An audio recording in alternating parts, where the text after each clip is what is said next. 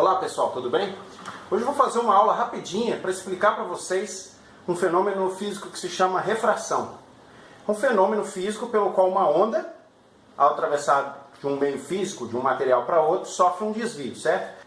Segundo o que está publicado em vários livros e artigos científicos, a refração é, portanto, um fenômeno físico que ocorre quando uma onda atravessa meios físicos com diferentes índices de refração, sofrendo um desvio na sua trajetória original. Como exemplo, vamos ilustrar o efeito da luz atravessando do meio físico água para o meio físico ar, ok? Imagina o seguinte experimento: você introduz um bastão plástico, uma caneta, um canudinho dentro d'água, e quando você olha ele por cima, você observa este efeito aqui. Repare que, apesar do bastão ser reto, quando você olha ele submerso, dependendo do ângulo de incidência, você vê uma inclinação aparente muito mais acentuada, certo? Se você penetrá-lo reto, você não vai ver quase nada, mas se você aumenta bem o ângulo, você percebe um desvio significativo. Pois bem, o que vem a ser então o índice de refração? Por definição, o índice de refração ele é igual à relação entre a velocidade de propagação da onda no vácuo dividido pela velocidade de propagação da onda no meio físico que está sendo estudado. No nosso caso, a onda eletromagnética que a gente está se referindo é a luz. Logo, a velocidade dela, a velocidade c, ela é igual a 3 vezes 10 na 8 metros por segundo, certo? E no meio em estudo, ela pode ser calculada a partir de experimentos. Portanto, o índice de refração do vácuo, que é usado como referência para a propagação da luz, é igual a 1. Na tabela a seguir, a gente tem aqui alguns índices de refração conhecidos, certo? Para alguns meios físicos. Vácuo é igual a 1, como já foi falado, certo? O ar, ele é 1.0003 a 20 graus. Varia um pouco com a temperatura, com a umidade, com a pressão atmosférica. Mas vamos considerar aqui para os nossos cálculos esse valor aí. Água, aproximadamente 1.332, 333, certo? Isso para água pura, 20 graus. E aí nós temos ali alguns outros materiais, como o gelo, 1.31, o álcool, 1.36, a glicerina, 1,47. E o vidro aí pode variar, dependendo do tipo dele, de 1.4 a 1.9. Willebrord Snellius foi um astrônomo e matemático alemão que ficou conhecido como o Erastótenes alemão, pois ele também fez experimentos para calcular a circunferência terrestre. Ele errou, né? Subestimou a circunferência terrestre em aproximadamente 3,5%, utilizando de experimentos com triangulação. Pois bem, ele viveu de 1580 até 1626 e ele redescobriu uma lei que quantifica os desvios da luz quando esta transita entre meios físicos diferentes. Essa lei ela já era observada na Idade Média, mas os caras naquela época, por falta de ferramentas matemáticas, eles simplesmente tabelaram alguns resultados. Em 1621, com um ferramental bem mais adequado, Snell, como ele é conhecido, o nome dele em inglês, né, postulou a seguinte lei. Bom, depois que o cara ficou famoso por publicar essa lei, ela carrega o nome dele até hoje. Pois bem, agora que vocês já sabem quem foi Snell, talvez nem interesse muito a alguns de vocês, né? Talvez o que interessa mesmo é como que se usa a lei dele para calcular esse desvio que a luz efetua ao transitar de um meio físico com um índice de refração diferente para outro, certo? Vamos lá então. Por definição, já foi falado que índice de refração é igual a velocidade da luz dividido pela velocidade que a luz se propaga no meio. Logo, é de se esperar que ela se propague em velocidades menores que a da luz na água. E isso é verdade, certo?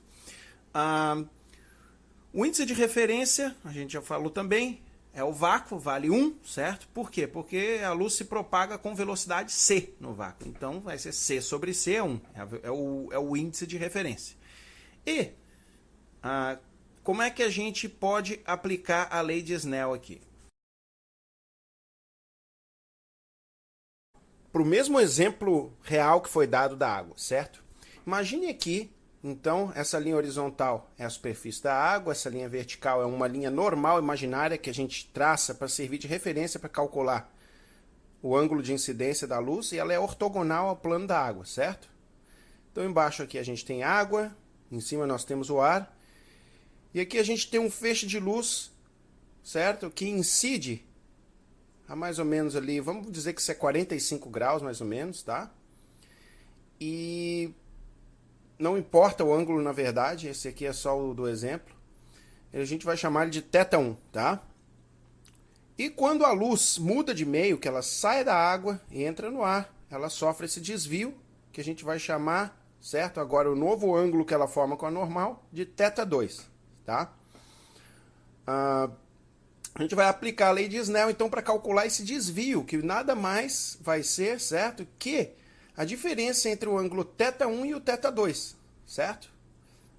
Aquela linha pontilhada é a tendência da luz seguir em linha reta, o que ela faria se ela não tivesse sofrido desvio, mas como ela sofre o desvio, então a gente vai ter uma diferença, θ nos θ1, certo? Que vai ser o nosso desvio, que a gente vai calcular utilizando a lei de Snell, certo? Então, relembrando lá, tá? A lei de Snell nos diz que o produto N1, que seria o índice de refração do meio 1, multiplicado pelo seno do ângulo θ1, certo? Tem que ser igual ao índice N2 multiplicado pelo seno de θ2, tá? Onde θ1 é o ângulo que ela forma com a normal, θ2 é o ângulo que ela forma com a normal depois de sofrer o desvio, tá? O que a gente vai fazer aqui? Saber quem é o ângulo θ2. Vamos supor que a gente conhece o ângulo θ1 aqui, 45 graus mais ou menos, tá? A gente sabe que o índice de refração do ar, estamos considerando aqui aquele valor de 1.0029, na verdade 1.003, tá? Para o ar a 20 graus mais ou menos. Isso varia pouco, tá? Olha lá, 3 casas depois da vírgula, isso é muito pouco, tá? Uma diferença muito pequena em relação ao vácuo, por exemplo. Mas o da água não, o da água ele é um índice bem acentuado em relação ao do ar, né? Vamos chamar aqui de 1,333, tá? Para temperatura mais ou menos 15, 20 graus, tá? Vamos dizer também que a pressão atmosférica está 1 atm, tá? É importante a gente conhecer esses parâmetros que a gente sabe, por exemplo, mais ou menos o valor. Mas isso não vai influenciar tanto, vocês vão ver no final. Eu estou sendo só rigoroso aqui, ok? Então, dadas essas condições, é a partir daí que nós vamos seguir com o nosso exemplo, aplicando a lei de Snell. Vamos redesenhar esse nosso exemplo com mais espaço aqui. Luz atravessando do meio físico água para o meio físico ar. Mesmo exemplo, só estou redesenhando para ficar com mais espaço aqui para a gente calcular, ok? Então tá lá. Nossa linha normal ao plano, ou interface entre água e ar. Feixe de luz incidindo a um ângulo θ1 que vale 45 graus. Raio refratado, não conheço o ângulo θ2, é ele que eu quero calcular, ok? Novamente aqui os índices de refração do ar valendo 1.0003 e o da água valendo 1,333. Ok. Então tá, o que a gente vai fazer agora? A gente vai aplicar a lei de Snell. N1, seno de θ1, igual N2, seno de θ2. θ2 é quem eu não conheço, então eu vou isolá-lo, certo? Na equação, a gente fica aqui com seno de θ2 igual N1, seno de θ1, dividido por N2. Aplica a função inversa ou arcosseno, certo? Aquele valor N1 seno de θ1 dividido por N2, a gente chega que o nosso θ2 vai ser igual a 70,48 graus, ok? Então a gente já conhece, anotem esse valor, se tiverem na dúvida, calculem esse valor, ok? Pois bem, o que a gente vai fazer agora é comparar esse resultado e interpretar ele baseado no que a gente viu no vídeo mostrado, onde a gente insere um bastão num copo com água. Vamos comparar isso com o mundo real, certo? Então tá, nós temos lá já esse valor, 70,48, né? Vamos deixar 70,48. Aqui nós temos o observador, ok? Esse observador está vendo, certo? o que a gente tem ali na linha pontilhada. O ângulo original era 45, agora vale 70,48. Nós sofremos, portanto, um desvio de 25,48 graus, certo? Isso faz com que a impressão que dá para o observador é que ele foi quebrado, certo? E esse quebrado, realmente, na vida real, a gente enxerga ali no vídeo e o ângulo é mais ou menos esse mesmo, uns 25 graus. Vamos então para o nosso último exemplo, que é a luz atravessando do meio físico vácuo, passando pela atmosfera, ou seja, entrando na camada de ar, certo? Para simplificar o nosso problema, nós vamos considerar que o índice de refração do ar é constante desde o chão até lá em cima. A gente sabe que não é bem assim, pois a pressão atmosférica varia com a altitude, assim como a temperatura, e assim o ar fica mais rarefeito lá em cima. Mas é o quê? Vamos só simplificar desse jeito para mostrar aqui. Vocês vão entender no final, tá? O que eu quis fazer isso. Imagina aqui um observador, tá? Que veria o objeto, tá? Uma estrela, por exemplo. Só que agora houve um deslocamento θ2 ali e é como se ele estivesse vendo ela mais acima, tá? Vamos simplesmente aplicar a lei de Snell para saber de quanto seria esse desvio, tá? Em graus. E vamos verificar o seguinte, a gente espera que isso não seja um desvio significativo, pois a diferença entre o índice de refração do vácuo, que é 1, tá? E o índice de refração do ar, que a gente está considerando constante, tá? Igual a 1,003. Isso lá para cima deve ser muito mais próximo de 1 ainda, mas vamos ser bonzinho, vamos dizer que ele se mantém constante, tá? Isso não é verdade, ele não se mantém, mas que ele fica ali entre 1 e 1,03. A gente vai simplesmente aplicar, tá? A lei de Snell aqui, θ2 igual a cosseno de N1, seno de θ1 dividido por N2, tá? E vamos considerar o mesmo exemplo. Digamos que essa estrela está a 45 graus do observador, tá? A gente vai observar, tá? Que o meu θ2, tá?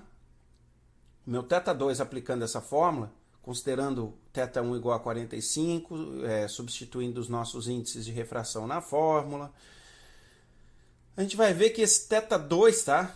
Ele vai valer 44,98 graus, tá? Ou seja, um ângulo um pouquinho menor que o ângulo de incidência. Tá? Se vocês fizerem a diferença, dá 0,02 graus. Tá? É muito pouco. Ou seja, para aqueles que estão perguntando, tá, e aí, qual a diferença com e sem a atmosfera? Tá aí, gente. Um desvio de 0,02 graus, ok? Então, vocês tirem as próprias conclusões de vocês com relação àquele vídeo que estão colocando aí, de uma atmosplana, que poderia explicar que talvez uma estrela se desviasse completamente de sua rota, dependendo do efeito da refração, e isso não é verdade, tá? A gente vai ver aqui nas nossas conclusões que, se os índices de refração dos dois meios são muito, como é que eu vou falar assim, acentuados, ou seja, há uma diferença entre eles, você vê uma coisa, mas se eles são muito próximos, não haverá diferença significativa. Vale acrescentar que ocorrem sim fenômenos de refração na atmosfera, sobre condições, tá? Sobre condições especiais de umidade excessiva, frio, inversão térmica. Você pode observar eventos como a Fata Morgana, que no passado era considerado como se fosse uma miragem, né? O que basicamente é o fenômeno da refração, né? Em sucessivas condições que propiciam que a luz seja curvada, né? Ou desviada, e você acaba enxergando objetos que naturalmente não seriam visíveis. Então, sim, ele ocorre na atmosfera, principalmente na atmosfera baixa, né, próximo do chão, sob condições especiais de umidade, onde você tem partículas de água suspensas, né? Temperatura também é muito importante, pressão atmosférica. Então, sobre condições ideais, esse fenômeno pode ser observado, certo? Agora, não é de qualquer ângulo, a qualquer altitude, que o índice de refração vai ser significativo, né, no desvio da luz. É muito importante observar isso. Então, Era isso que eu queria mostrar nesse vídeo. Eu agradeço aí a audiência e o que eu queria deixar para vocês de recado é: não existe mágica, tá? Existe física. As coisas têm um motivo para acontecer. A refração não é uma mágica que você pode usar para fazer truque e enganar as pessoas. Um abraço.